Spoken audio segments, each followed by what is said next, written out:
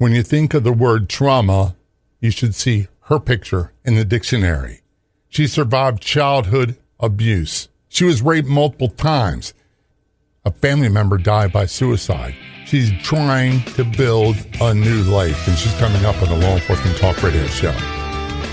Welcome to the Law Enforcement Talk Radio Show. In the Law Enforcement Talk Radio Show, we are joined by special guests talking about their experiences, the realities of investigating crimes, plus those who have experienced horrendous trauma. Police, first responders, military, and victims of crime share their stories. Hi, I'm John J. Wiley. In addition to being a broadcaster, I'm also a retired police sergeant. Be sure to check out our website, letradio.com, and also like us on Facebook. Search for the Law Enforcement Talk Radio Show.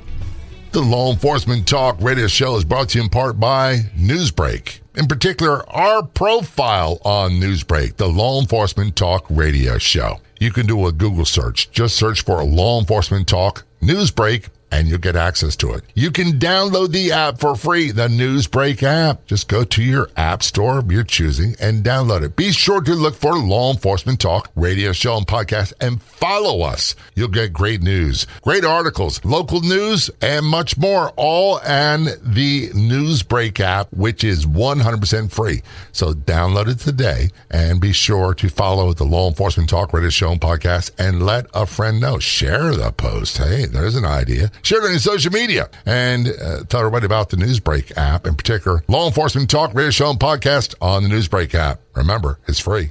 Contact is from the great state of Wyoming, a place I always want to go to. As a matter of fact, my wife, the boss, and I were just talking about Yellowstone, how we got to go see that. I don't know if that's in Wyoming. I think it is.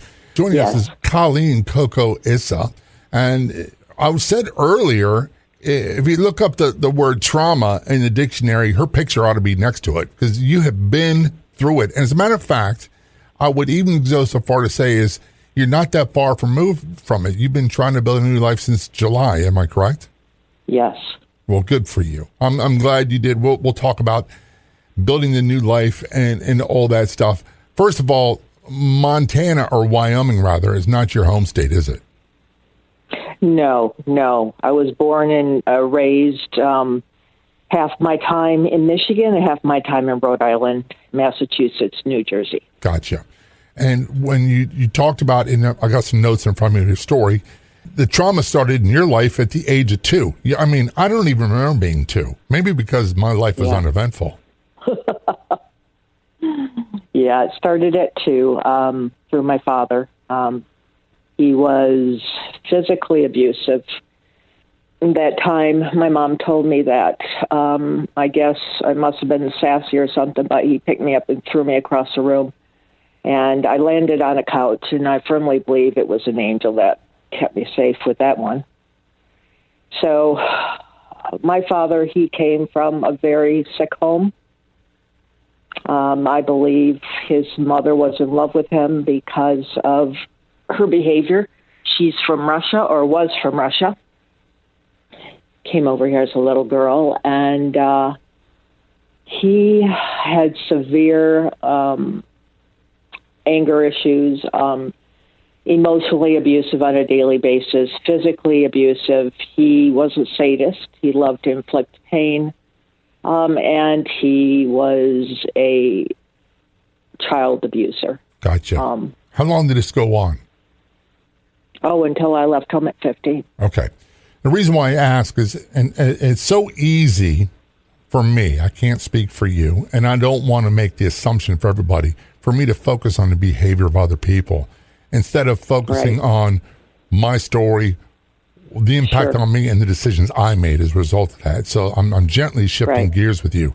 But this was, you left home at 15, and earlier you said you're a little bit of a rebellious child, which is okay. I have 4 younger sisters, and one of them is very rebellious. She still is. And that's okay. We accept that she is that way. Well, all this result, did all this make lifestyle changes for you that put you in jeopardy? Well, 100%. Yeah. I only got rebellious when I became a young teen. I just couldn't take his abuse anymore. I lived in fear of him. So whatever he said, I did. My entire life, just because of what had been done, I would say that I had some severe mental health issues. So that's a given. That comes with the territory, doesn't it? Yeah, absolutely. And I ended up being victimized, because that's what happens when you're a victim in the home. You typically get victimized out life. And that happened quite a few times. And so that made me sicker. And so I ended up in and out of mental hospitals for many, many, many years. Self-harm, addiction, promiscuity, sabotaging opportunities, just the list goes on and on and on. It's just been in the last year, I would say, that I have been moving towards, a point of mental wellness. Gotcha. And that's a lot of work, too, by the way. A lot. I've spent years working on it. That's the thing. 13 years. I was going to say very quickly is, for me, and granted it's totally different, but for me, there was all the I call the preparation stages, getting me to where I was really needed help. And then it was the thinking about getting help and experimenting with it, and going about it halfway, and then really throwing myself into recovery. So it wasn't an overnight thing. For you, right. Is that a good way of putting it? Absolutely. Yeah, definitely. It's, there's times where I attempted suicide, and up until about 3 years ago, they were just, I would say, half-hearted attempts, but then the last two were very serious. Yeah. Very serious. It was only an act of God that kept me that found me. Let me just say it that way. And so I now, at the age of 63, and I'll be 64 this year, I now believe in my purpose, in my worth.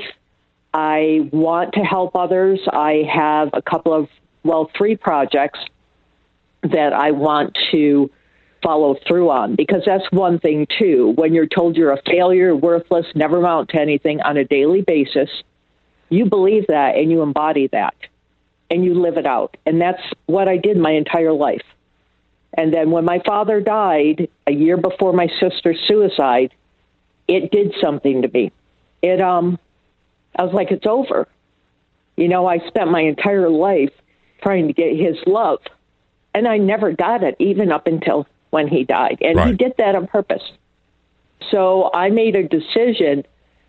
It was the weirdest feeling. It was so surreal. It was like, it was so troubling. I was like, oh my God, I wasted my entire life trying to get him to love me, trying to get him to accept me. I destroyed my life for him. Well, what's the old saying about the old saying from Albert Einstein, I believe it was, that insanity is doing the same thing over and over, expecting different results. And sometimes we can spend our life effort and energy trying to hopefully, and I can't speak for you, but hopefully stop this bad stuff from happening by winning the approval and affections of our abuser. And that is a form of insanity, because for me, and this is just me only, and I'm not saying any of my life was mine. Mine was adult-related trauma from police work. It was a different deal. But the process for me is the same, I believe, as for everybody else. And I had to stop looking at them and their behavior and start looking at mine. Because after all, you said a couple things that are important. It's my life. What am I going to do with it? So we're talking with Colleen Coco Issa. She's contacts from Montana, or is it Wyoming? Wyoming. For some reason, Montana. I always get those two confused. One's the big sky state, and what's the other one? Right. I don't know. I think of Yellowstone. I think of the prairies. I think of all, and I really think of cold. This is the Law Enforcement Talk Radio Show. When we return, we're going to talk about the suicide of a sibling, and we're going to talk about the decisions that Coco has made and is making to rebuild her life on her terms. This is the Law Enforcement Talk Radio Show. Don't go anywhere. We'll be right back. Remember when news was free? Be sure to check out the Newsbreak app. It's free. And be sure to follow the Law Enforcement Talk radio show and podcast on the Newsbreak app. Newsbreak is your #1 local news app for current events, free live news for you and your community. Download the Newsbreak app today for free, and be sure to follow the Law Enforcement Talk radio show and podcast on the Newsbreak app. That's the free Newsbreak app. Be sure to look for and follow the Law Enforcement Talk radio show and podcast.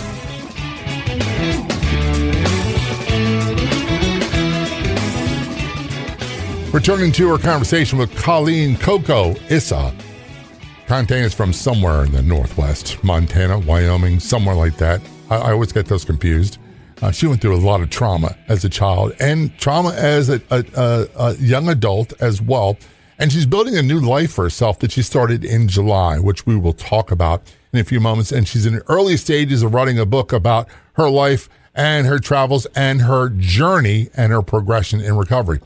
First of all, Colleen, thank you for agreeing to talk about this stuff. It's not easy to talk about. Secondly, absolutely. There's something you said before the break about you're 63. I'm 66. And okay. I started really dealing with the issues in my life at 33. I didn't have a choice in the matter. I was pushed into it.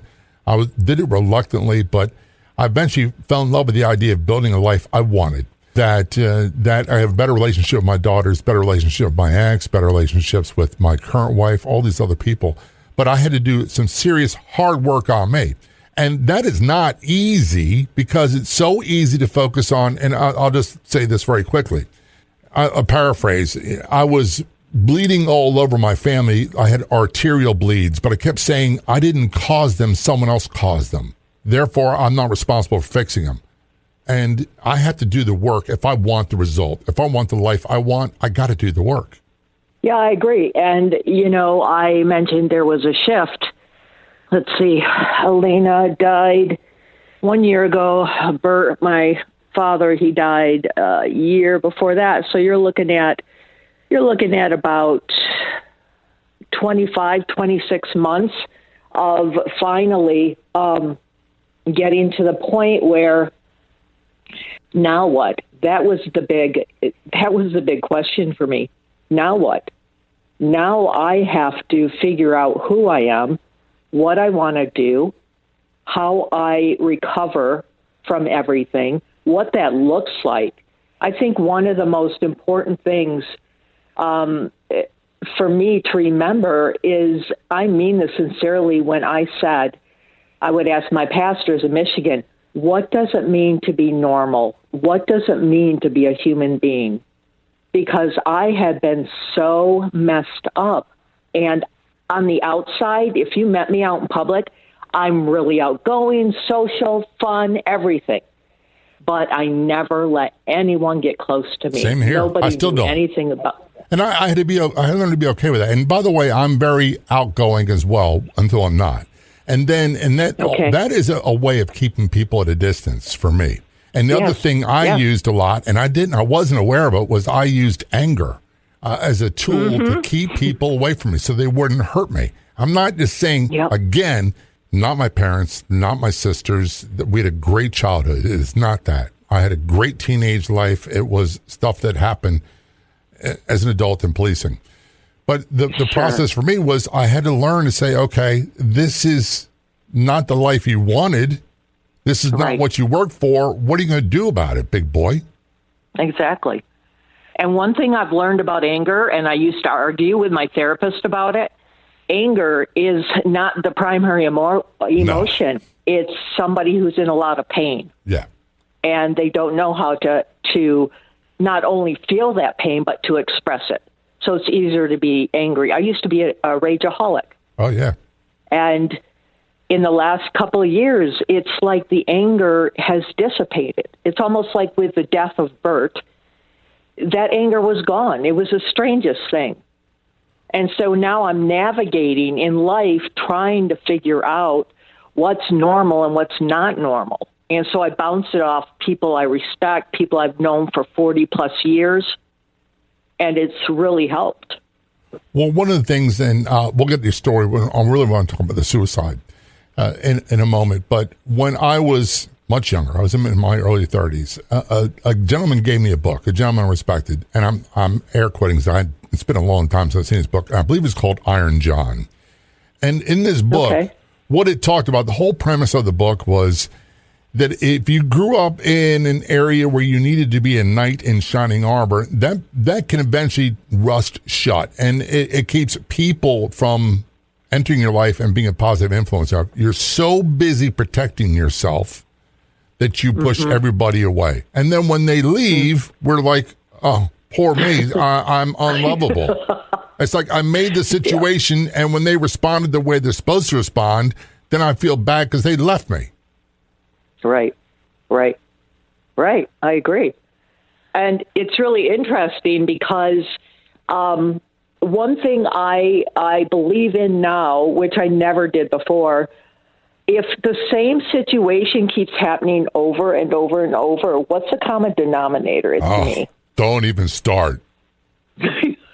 Colleen, don't even start that. A guy asked me this the same time. I've been sober like 30 years, some odd years now, 33. Fabulous. So one of the things the guy said to me was, write down all the relationships you've been in and then look at the common denominator. And it literally took me like 3 days to write the common denominator. And I was like, I know what it is. They're all petite. He goes, yeah, I don't think that's it. Oh, they're this, they're that, they're... And he goes, no. And about the third day, it dawned on me, and I picked the phone and said, I know what it is now. He said, what is it? I said, the common denominator was me. I was in all those bad relationships. Maybe it was me causing them. Not all of it, but I can only affect the part that involves me. I agree. Yeah, I walked away from dating 13 years ago in January because I kept getting the same man in a different body. Don't even start on that now. Yeah.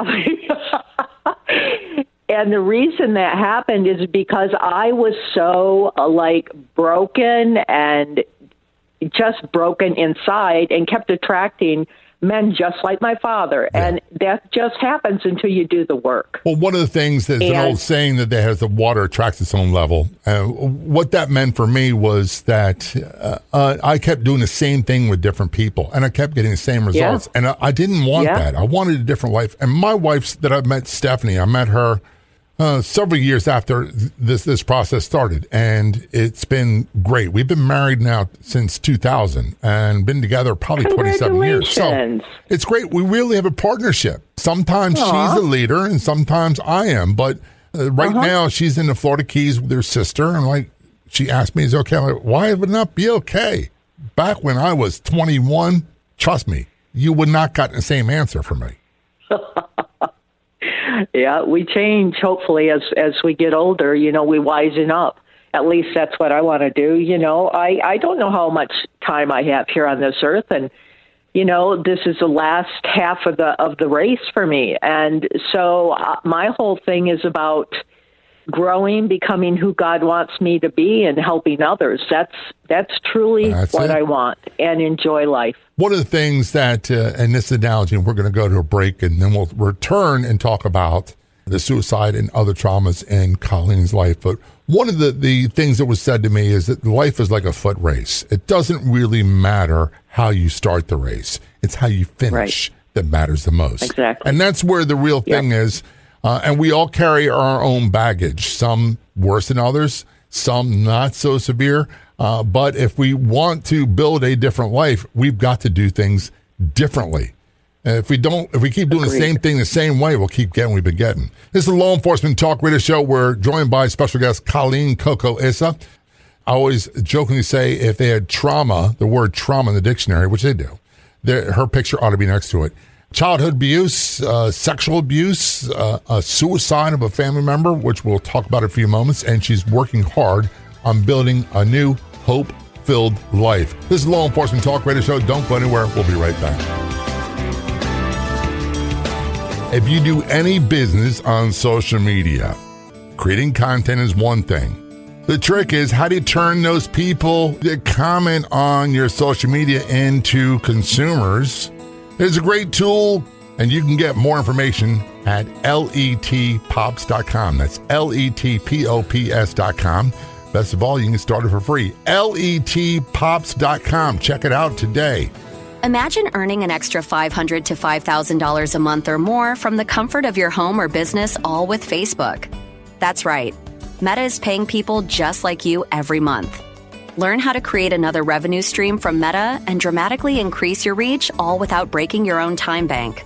Sign up for a free membership at letbreak.com. letbreak.com. That's letbreak.com.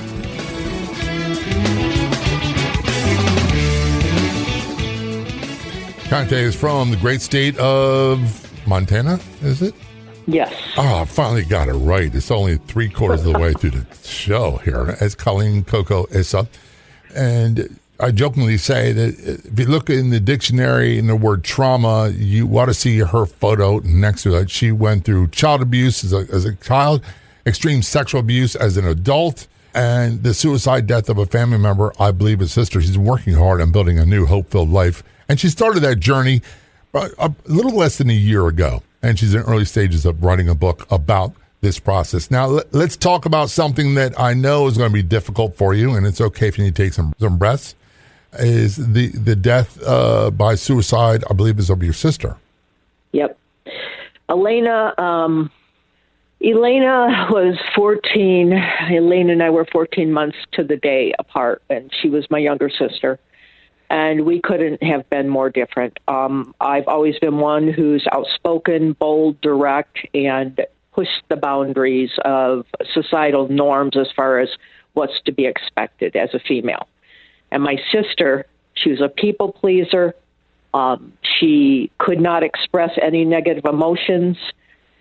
She kept everything to herself. And ultimately, because of that, she terminated her life January 26, 24.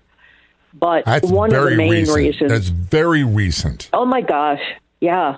Her anniversary of her death just came up. But I think where I'm really still struggling with all of this is our family, our parents pitted us against each other. And so my mom took my sister, my dad took my brother, and then I was left right down the middle with nobody. And so my sister and I had a really, I don't even know what kind of relationship you would call it. She felt she had to be in competition with me. I never understood that. And so she hated me because of that. And what I found out in the very end that just brought me to my knees was that, well, I always knew my father was in love with my sister. I had seen her like probably 3 years earlier, and I said, so how's, because I didn't call him Dad. And she's like, oh, I haven't seen him in a year. I go, what are you talking about? Because that was shocking. She lived and breathed my father. She said, I'm done being his wife. Well, it never really hit me the true ramifications of that. I know when she was 12 years old, my father was always trying to get into bed to literally have intercourse with her, and was always hitting on her, and said he was lonely. And so he used Elaine as a surrogate. He said I was beautiful and she was sexy. Here's the thing that a lot of people don't, and I'm going to say this because we're of a similar age. When I was a child, yes, we were always taught about stranger danger. We're always taught about the creepy guy in the van. Hey, kid, I got kittens or candy, whatever it was. Yep. Watch out for them. They're molesters. And they don't talk about family members. They don't talk about what. They don't. And this is something we really have not made the progress that we should about protecting our children from. And I don't want to say fathers or mothers. I'm not picking out any specific gender. But aunts, uncles, babysitters, you name it. They're the ones that are most likely to physically assault a child sexually. Yeah, agreed. It's actually absolutely disgusting. I know for myself, I went to my mom. I was 5 or 6 and told her what was going on with him. And she went into the shower and asked him and came back out and said, your father says you're lying. So I never brought it up again. But with Elena, I put 2 and 2 together, and I talked to my sister's daughter after Elena's suicide, and I said, was in love with her. You know that, right? And she goes, well, funny you should say that. Let's do this. Let's do this. Let's not mention his name again. Can we do that? Yeah. And the reason why is I don't believe in giving any publicity to criminals. I just don't. Okay. Yep. And really, this is your story. And I'm not to correct you, but like I said, I have 4 younger sisters, and we may not always see eye to eye. We may not always get along. There might be a lot of reasons. They've got their reasons. I've got my reasons. Mine really is about, and I know it sounds corny, is just because we're related doesn't give you the right to treat me poorly. Agreed. If you wouldn't do that with a stranger, you're not doing it with me. So, but if something like this happened with one of them, I think I'd be devastated. Yeah. With you being an ex-cop, you won't appreciate this, but I'm going to say it anyway. I always said that God knew what he was doing when he took him before my sister, because I would have tortured and murdered him. And I would have been fine being in prison. I really would have been, because he killed her, and we allowed him to destroy our lives. He got off way too easy. Who's the one that's really not gotten off easy? Her. Her and you. I can't look at it like that anymore. Sometimes we have to. Sometimes we have to look. I've done that already. But here's what I'm getting at, and I don't want you to misunderstand me, and I don't want to turn this into a therapy session because I'm not a therapist. But one of the things that was taught to me early on is, look, I didn't cause the bad things that happen, but I can keep them going by continuing the victimization process, and that's what I was saying about building the life you want. There had to be some decisions where you're like, okay, this is what motivated you to make this decision. What are you doing about today? Well, I had actually been in California, and I had been homeless. I had gone out there for treatment, and I'm not going to get into all of it, but ended up, being discharged early without a place to go. So in my car, and was in Huntington Beach, and I'm sitting there after about a month. And I just remember saying this. It's so bizarre. I said, you know what, God? California isn't it for me. I don't know what is it for me. I just know I need to heal. And I said, I'm just going to drive, lead me, guide me. Wherever I land, that's where I land. And so that's what I did. And I drove through Colorado, loved Colorado, would have been there in a heartbeat if I could have found a place, because I got some job offers there. Mm-hmm. So that didn't work out. And so I drove to Wyoming. I thought it was ugly. So I'm like, I'm not staying here. And I was so out of it with grief that I literally, for weeks, would drive back and forth between Wyoming and Montana, not Montana, Colorado. Mm-hmm. And then finally I said, you got to choose. So I said, I've never been to Montana. Let me check that out. So I get to Helena, and I start asking people, because I fell in love. All of a sudden I felt like this peace come over me, because I'm a nature buff. Mm-hmm. That's what has really helped save me in life, is nature. That's my escape. And so I said, hey, what's the best place, the prettiest place in Montana to land? And they said Kalispell or Whitefish. I said, okay, Kalispell it is. And so I ended up coming out here. I got a job. I found a place. And it's interesting, though. I've had to work hard on not reacting to other people. We'll get to that in just a moment. This is the Law Enforcement Talk Radio Show. Of all the radio stations in the United States, there are no other shows like the Law Enforcement Talk Radio Show. And on Facebook, there's only one official page. Do a search on Facebook for the Law Enforcement Talk Radio Show, and be sure to like the Law Enforcement Talk Radio Show Facebook page. We're joined by Colleen Coco Issa, and she's going to return to our conversation about the healing process, recovering from all this trauma and the decisions she's making about it today. This is Law Enforcement Talk Radio Show. Don't go anywhere. We'll be right back. You can contribute money to make the Gun Runner movie, the film that Hollywood won't touch for whatever reason. It's based on a true story about now retired police officer Mario Oliveira, who was shot 6 times while investigating a crime. He died 3 times during medical procedures. He's resuscitated, brought back to life, spent a month in the hospital. rushed his way back to work, suffered a near-fatal heart attack, and then, several months later, a near-fatal stroke. It tells his story about the incident, his survival, the miracles, and his recovery afterwards, and what he does today. That's agunrunnerfilm.com. Again, the website is agunrunnerfilm.com. What could you do with an extra $500 to $5,000 a month or more? All earned from the comfort of your home or business, and all with Facebook. Meta is paying people just like you every month. They are earning tens of thousands of dollars, and so can you. Learn how to create another revenue stream from Meta and dramatically increase your reach, all without breaking your own time bank. Sign up for a free membership at letbreak.com. letbreak.com. That's letbreak.com.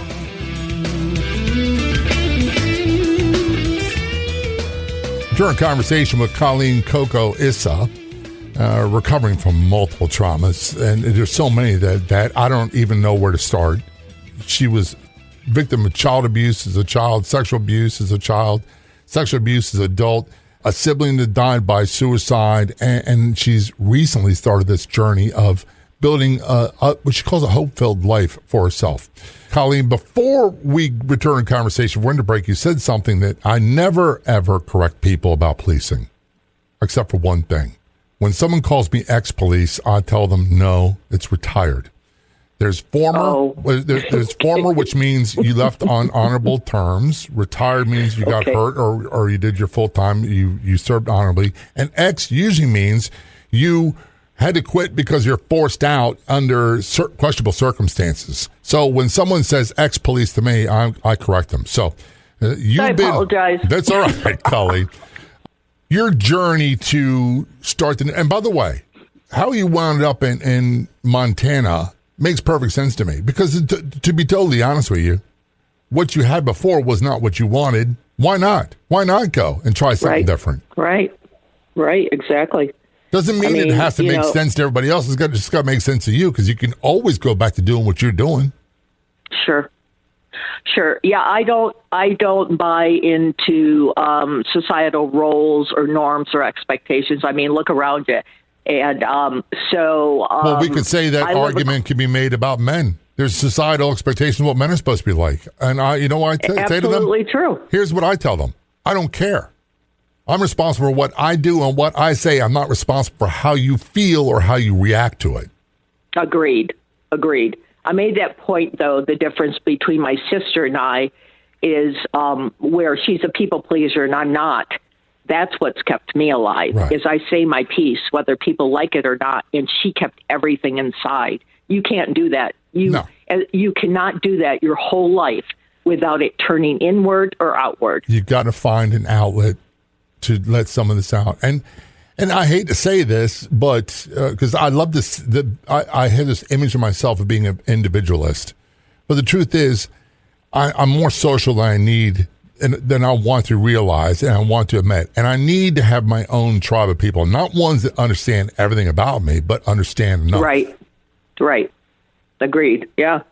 And, that's one thing, honestly, that the Lord's been telling me for quite a long time is you cannot do this life alone. No. It's difficult, though. The trust level of people, it's still very, very slim for me. Join the club. I'm probably more advanced than you, but I'm still not where I want to be. I'm not like Mr. Rogers. Right. Trust me. Well, I would assume, because I graduated from the academy, I would assume that being a cop, you get to probably, well, I'm not going to analyze, but not like humanity a whole lot and pretty much not trust anybody except your own tribe. Well, here's the one thing that I tell people, and I don't want to go into my story a lot, but I was in 4 shootings in a little more than 10 years. And the first two, I never fired a shot back. And there was other close calls. The last 2 were horrible, drawn-out affairs. Thank God everybody lived. However, I've been stabbed. I've had smoke inhalation from people in burning houses twice. I've been in more car accidents you can imagine. And I've been jumped more times than I can keep count of. And fist fights. And you know what? I don't have to like everybody. And that's all right. But here's what I had to realize. And this is an analogy. I'm a lion. I can't hang around with zebras and gazelles and expect them to like me. I've got to hang around other lions. And they may be different. They may be different stages of their journey, but they've got to understand me. And I got to understand them. Agreed. Yeah. And so what I've been doing is I have been hooking up with a church. And I'm getting back into being an athlete again and finding people in those groups. Now, I don't have to tell people my story. In fact, I choose not to outside I tell people all the time. Book because I just don't want to rehash these things. I've wasted the majority of my life being trapped in the past, and that is not serving me well or others well. No. So now I'm about still healing. I'll have to heal until I die. That's the way it goes. Don't we all? And I'm okay with that. But now I have hope. Right. Well, here's the thing. Hope. Everything about me is not for everybody. Right. I had to learn that a long time ago. And when people ask you a question and say, hey, how you doing? Doesn't mean they're prepared for the answer. Right. They really don't care a lot of people. They're just making conversation. If you're not doing well, tell them I'm fine. That's what you're going to get from me. I'm fine. I have this thing that I do when I'm feeling really irritated with people. So I'll walk into a store and they'll be like, good morning or good afternoon. How are you? And I'll be like, you know what? I'm doing terrible. Good. Glad to hear it. It just shows you how people don't listen. They don't listen. Listen, as long as they're not attacking me, I'm okay. I can deal with it. Here's the question. So several times you've said in the conversation, and I'm paraphrasing, so I'm not quoting you. You kept saying, I've wasted time. I'm in my 60s now. Yes. You're building a life that you want. I firmly believe that we are a collection of all that we've been through and all that was required to get us to where we're at today. Some of us start this journey in our teens. Some of us start in our 30s. Some of us start in our 60s. But the main thing is that you start. True. And I'm working very, very hard on not living in regret. When I start to go down that road and look at all the missed opportunities because of where I was mentally, I get really, I've cut it down now where it's less than 30 seconds that I allow myself to entertain the regret. I can't afford it anymore. Good. So, and by the way, I think you've noticed with me, you're not going to be given that leeway. And I'm glad. Yeah. Honestly, I really am. I don't need anybody in my life that is going to perpetuate what I have said about myself to myself. That's not beneficial for anyone. No, and the coulda, shoulda, wouldas, we got to get away from all that stuff. Look, there came a point where I had to realize, and I'm not perfect with this, Colleen, not by any stretch, but I had to realize I'm not Superman, I'm not God. I just did the best I could with what I had at the time. And now, thank God, it's better than it was. But there are times where it's not good. Mm-hmm. And you have the opportunity later on. So let's look at where we're at today. You started this process of building a hope-filled life relatively recently. About a year ago. What was the impetus that said, I got to change this? I got to head in a different path? I would have to say, honestly, the loss of my sister and what brought her to that point. Both of us were alcoholics, and she never told me that for 13 years she had cirrhosis of the liver. She had a tumor on her liver and stage 3 kidney disease when she died. Yeah. That was a big wake-up call. And I remember saying, why her and not me? And I looked at it as a chance to get myself together to bring honor to her name. There you go. That's a good enough reason. Look, it's a great reason, to be honest with you.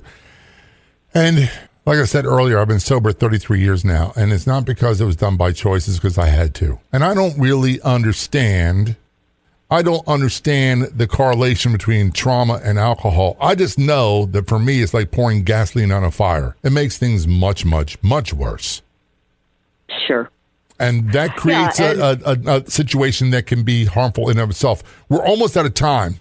I know that you're in the process of writing a book, so we can't say the name of the book yet. You don't have a website. You don't have any other way. Is there a way that people can get in touch with you if they want help? Because it seems to me that you get some of your passion for your new life by helping others. Absolutely.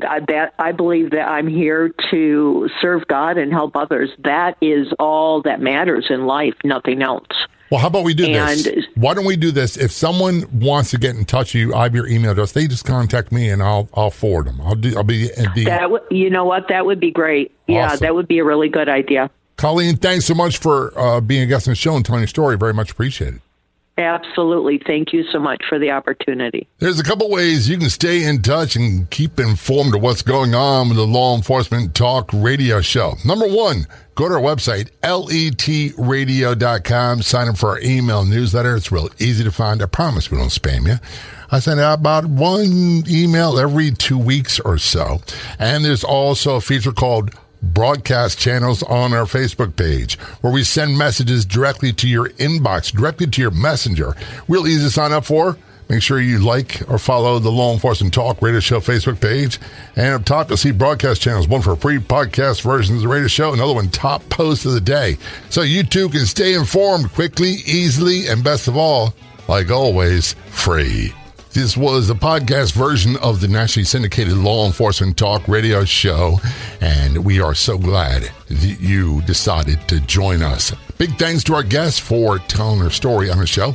2 simple things you can do. Be sure to check out our website, letradio.com. That's letradio.com. And be sure to follow us or like us on Facebook. Do a search on Facebook for Law Enforcement Talk radio show.